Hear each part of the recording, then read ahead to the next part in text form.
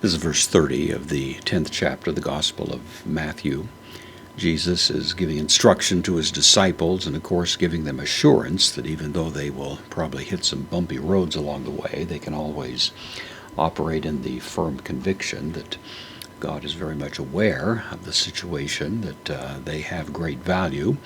He's just indicated that sparrows may be sold for a penny or two, as if to drive home the point that God even knows about them. He knows when a sparrow may fall to the ground, and if he has that kind of minute knowledge of his universe, then how much more attention and interest he takes in our welfare.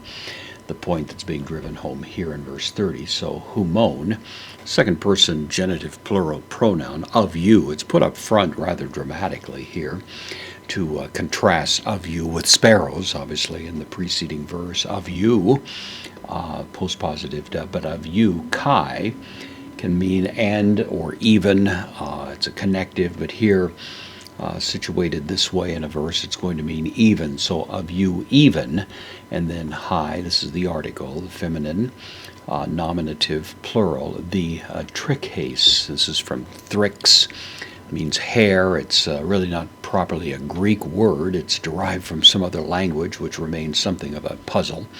But anyway, it's used in the New Testament for hair. Here it's in the plural, so it's the nominative plural of that feminine noun. So, of you even the hairs. And then taste, the article, feminine, genitive singular, so the hairs of the head, kephales. So, of you, even the hairs of the head, and then to add emphasis, pasai, from pasa, pon, adjective, means all or every, depending on the context and whether it's plural or singular. So we'd say, of you, even the hairs of the head, all of them, all the hairs of the head, every one of them is the idea.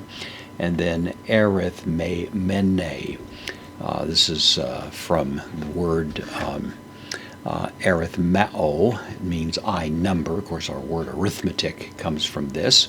It's distantly related to the word airo, to take up or take away, and it has the idea of counting something and taking it up in that sense, so it's a rather distant connection with that underlying verb. But so all of the hairs of your head, numbered. This is a perfect passive participle. They have been and continue to be numbered. If you have any problems with balding, then of course the number may be changing along the line, but one way or another, the intimacy, the exact understanding that God has is what Jesus drives home to us. So it's a participle. They are numbered. Then the main verb here are. This is from Amy, I am, third person plural, present active indicative. They are numbered.